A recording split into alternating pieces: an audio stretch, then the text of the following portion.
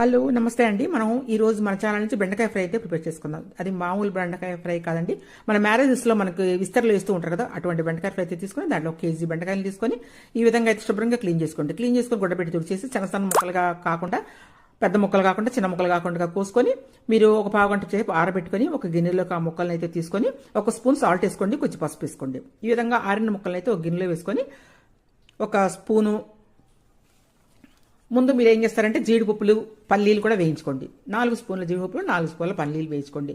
ఇలా ముక్కల్లో అయితే మాత్రం 1 టేబుల్ స్పూను సాల్ట్ వేసుకోండి, 1 పావు స్పూను పసుపు వేసుకోండి, 2 టేబుల్ స్పూన్ల బియ్యం పిండి వేసుకోండి, 4 టేబుల్ స్పూన్ల శనగపిండి వేసుకోండి.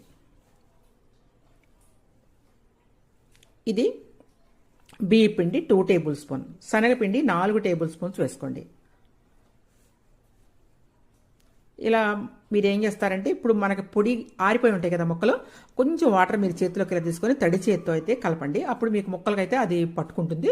ఈ విధంగా పట్టుకున్న దాంట్లో కొంచెం మీరు ధనియాల పొడి కొంచెం వేసుకోండి, గరం మసాలా కొంచెం వేసుకోండి. ధనియాల పొడి 1 టేబుల్ స్పూన్ వేసుకోండి, గరం మసాలా 1/2 స్పూన్ వేసుకోండి. ఈ విధంగా వేసుకొని బాగా ఈ విధంగా మొక్కలకు పట్టే వరకు కూడా కలుపుకోండి. తడి చేతితో కలుపుకుంటే ఈ విధంగా ఉంటుందండి. దాన్ని అయితే మీరు చక్కగా డీప్ ఫ్రై కాకుండా, డీప్ ఫ్రై చేసుకోవచ్చు, చాలా బాగుంటుంది. కానీ డీప్ ఫ్రై కాకుండా మామూలు ఫ్రై అయితే మనం ఇది చేసుకుందాం అండి. కొంచెం నూనెతో మనం అయితే పెళ్లిళ్ళలో ఎటువంటి టేస్ట్ వస్తుందో అటువంటి టేస్టే మనకు రావాలని చెప్పి మనం ఈ విధంగా చేసుకుంటున్నాం అండి. ఆరోగ్యరీత్యా అయితే మనం డీప్ ఫ్రై అయితే చేయట్లేదు. చూడండి, ఈ విధంగా అయితే మీరు ఒక కళాయి తీసుకోండి. ఈ విధంగా కలిపి పెట్టుకున్నారు కదా, పక్కన కలిపి పెట్టుకున్న దాంట్లో ఒక కళాయి తీసుకొని ఒక 6 టేబుల్ స్పూన్ 7 టేబుల్ స్పూన్ వరకు కూడా నూనె వేసుకోండి. నూనె వేసుకొని ఈ విధంగా మొత్తం ఒకసారి వేయించుకుంటా కొంచెం కొంచెం 1 కేజీని ఒక 4-5 సార్లు వేయించుకోండి, సరిపోతుంది. లేకపోతే 4 సార్లు వేయించుకోండి. పావు చొప్పున వేయించుకున్నారనుకో కరెక్ట్గా సరిపోతుంది.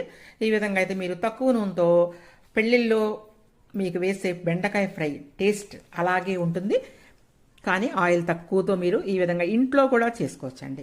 ఈ విధంగా కొంచెం కొంచెం వేయించుకొని ఇలా రంధ్రాలు ఉన్న గరిటలో వేసుకున్నట్లయితే ఆయిల్ కూడా మీకు ఎక్సెస్ ఆయిల్ కిందకు వచ్చేస్తుంది. అలా మొత్తం వేయించుకున్న తర్వాత పచ్చిమిరకాయలు ఒక 4 కూడా వేయించుకొని, కరివేపాకు కూడా 2 గుప్పులు వేయించుకోండి. ఒకవేళ నూనె సరిపోతే 1 స్పూన్ వేసుకోవచ్చండి. వేసుకొని శుభ్రంగా ఇలా వేయించుకొని మొత్తం ఒక గిన్నెలో లాస్ట్ ఆయిల్ మనం ముందు వేయించి పెట్టుకున్నది కూడా లాస్ట్ ఆయిల్ వేసేసి, కారం అయితే 2 టేబుల్ స్పూన్ వరకు కారం వేసుకోండి. ఇంకోటి 2 టేబుల్ స్పూన్ వరకు కారం వేసుకొని లాస్ట్లో వేయించుకోవాలండి, ముందు వేసుకుంటే మాడిపోతుంది. అలాగే మనం వేయించుకున్న జీడిపప్పులు, పల్లీలు కూడా వేసుకొని చక్కగా మొత్తాన్ని అయితే ఈ విధంగా అయితే కలుపుకోండి.